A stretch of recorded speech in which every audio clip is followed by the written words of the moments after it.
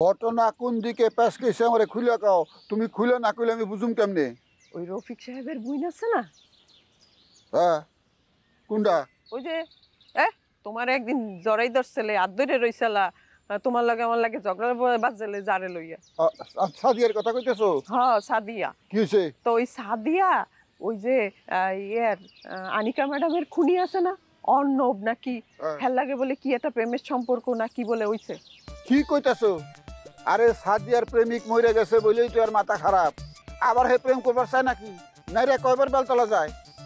আজকাল গো নাইরেরা অনেকবার বেলতলায় যায়, হ্যাগো লাগে এই যে প্রেম প্রীতির সম্পর্ক হইছে। তারপর আজকাল গো প্রেম যত তাড়াতাড়ি হয় এত তাড়াতাড়ি আবার ভাঙ্গেও যায়। অহন ওই মেয়ে কি কয় এটা কও? কইবে আবার কি, কান্দে মান্দে এই হোটেলের খরচ বাড়াইতেছে।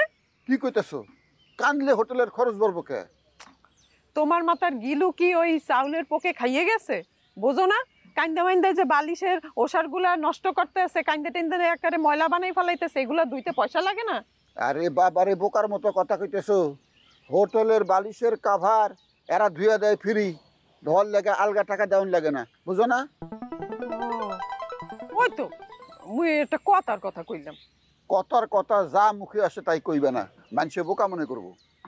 তুমি মনে হয় সব সময় একেবারে বুদ্ধিমানের মতন কথাবার্তা কও। আচ্ছা বাদ দাও তো, বাদ দাও।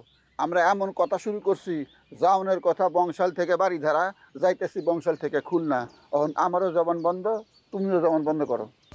এই ভালো, পরের লগে নিজেকে মধ্যে ঝগড়াঝাটি করে কোনো লাভ আছে?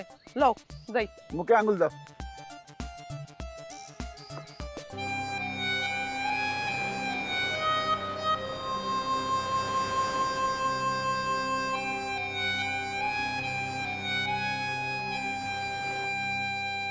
আপনি এখানে কেন এসেছেন?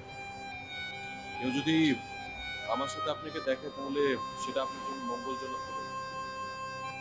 আপনি নিশ্চিন্তে থাকুন, এখানে কেউ আসবে না। আপনি কিভাবে বলছেন এখানে কেউ আসবে? যেখানে আমরা এসেছি সেখানে তো অন্য কেউ আসতে পারে, আর ওদের নেটওয়ার্ক অনেক বড়। জানি, মন বললো তাই বললাম। আনিকা, কেন আপনি বুঝতে পারছেন না? আমরা একটা চিকন তারের মধ্যে দিয়ে আছি, একটু এদিক ওদিক হলে আমরা ছিটকে পড়ব, তখন আমরা আমাদের লক্ষ্যে পৌঁছাতে পারবো। এসব খেলা আমার আর ভালো লাগছে না। দেখেন, ভালো কিছু পেতে হলে ফোনের বিরুদ্ধে গিয়েও আপনাকে বন্ধুর সাথে হাঁটতে হবে। কিসের জন্য? কি জন্য? যার জন্যে? যার জন্য কি? থামলেন কেন বলুন? না, কিছু না। আপনার চাওয়া তো আপনার প্রতারক হাজবেন্ডের শাস্তি, তা নয় কি? আপনার এই প্রশ্নের উত্তর সত্যি আমার জানা নেই অনুপ সাহেব। একটা ভাবনা বারবার আমার মাথায় এসে ঘুরপাক খাচ্ছে। আচ্ছা ধরুন এই অপরাধীর শাস্তি হল, তারপর তারপর বাকিটা জীবন আমার কি হবে? দেখেন, কেউ পথে নামলে তাকে তার পথের শেষটা দেখে নিতে হবে। সে তার পথ নিজেই খুঁজে বের করবে। কিন্তু আমার সামনে তো শুধুই অন্ধকার। দেখেন, অন্ধকারে পরে যে আলো, সে কথা আপনি কেন ভুলে যাচ্ছেন?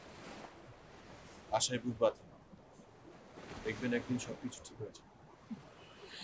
ঘর পোড়া গরু তো, তাই সিঁদুরে মেঘ দেখলেই ভয় পায়।